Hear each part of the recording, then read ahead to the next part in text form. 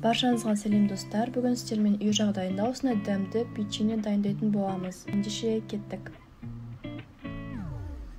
Ең алдымен біз осылай бір жұмыртқамызды жарып салып аламыз. Одан кейін 3 қасық қант саламыз. Өздеріңіздің қалауларыңыз бойынша тағы да қоссаңыздар болады.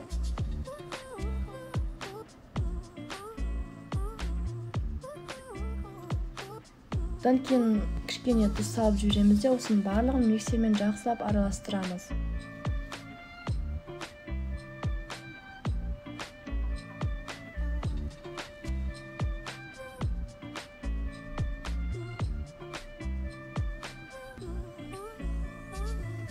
Ал енді сұйық майымызды құямыз да бұны тағы да араластырамыз.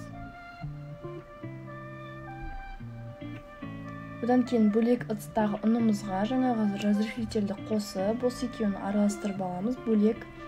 Содан кейін барып жаңағы сұйықтығымызға осы ұнды қосып, барлығын тағы да араластырамыз.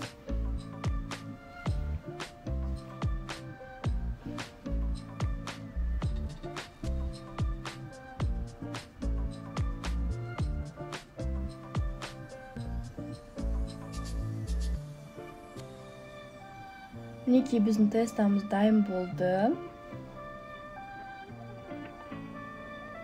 Келесі біз осындай табағын аламыз да, оған жабыспас үшін майлап аламыз. Егер де сіздерде пергаменттің бумага болса, соны жайып үстіне жасасаңыздар да болады.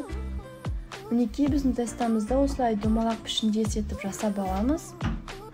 Видеода көрсетілгендей барлығын осылай жасап шығамыз.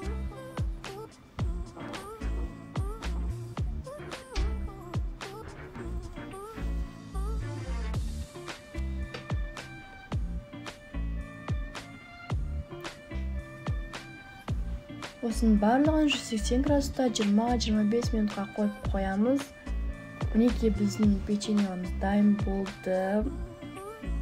Видеоны соңына дейін көргендеріңізге рахмет. Рецептің барлығы осы описаниеге жазып кетемін. Видеоны каналға тіркеліп лайк басуды ұмытпаңыздар. Астарыңыз дәмді болсын.